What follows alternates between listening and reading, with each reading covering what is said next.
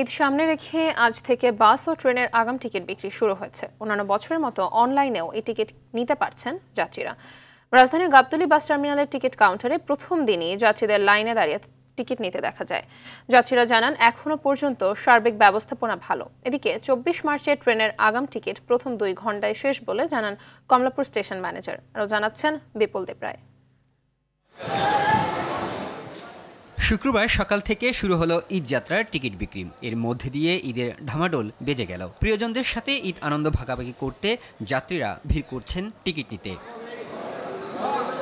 রাজধানীর গাবতলী বাস টার্মিনালের চিত্র এটি। আগাম টিকিট নিতে যাত্রীরা লাইনে দাঁড়িয়ে ঘন্টার পর ঘন্টা। টিকিট পেয়ে তৃপ্তির ছাপ যেন চোখে মুখে।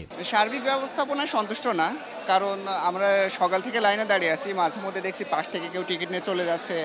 এটা আমাদের জন্য আসলে কষ্টকর। যদি সব পরিবহন দিতে এবং সেটা অনলাইনে থাকতো তাহলে আমাদের জন্য খুব সুবিধা হতো।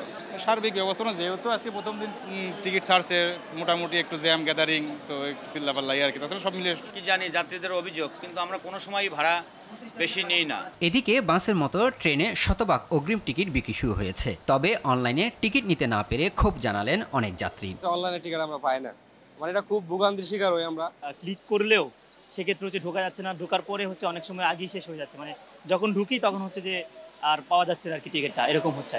প্রথম 2 ঘন্টায় পশ্চিমাঞ্চলের ট্রেনের 85% টিকিট বিক্রি শেষ জানিয়ে কমলাপুর স্টেশন ম্যানেজার বলেন, এবার ঈদযাত্রা নির্বিঘ্ন করতে বিশেষ ব্যবস্থা রাখা হয়েছে। যাত্রী সাধারণ অনলাইনে টিকিট সংগ্রহ করতেছিলেন, আর আমার কাছে যে তথ্য আছে 8টা থেকে 8:30টার ভিতরে 20 লক্ষের মতো হিট হচ্ছে। ইনশাল্লাহ আমরা এবারে ঈদযাত্রায় যাত্রী সাধারণের স্বাচ্ছন্দ্য ভ্রমণ যাতে নিশ্চিত করতে পারি সেই চেষ্টায় আমরা সশস্ত্র থাকব। ঈদের 7 দিন 4.5 লাখ যাত্রী পরিবহনে সক্ষম জানিয়ে স্টেশন ম্যানেজার আরও বলেন, যাত্রী চাহিদা রয়েছে 6 লাখেরও বেশি।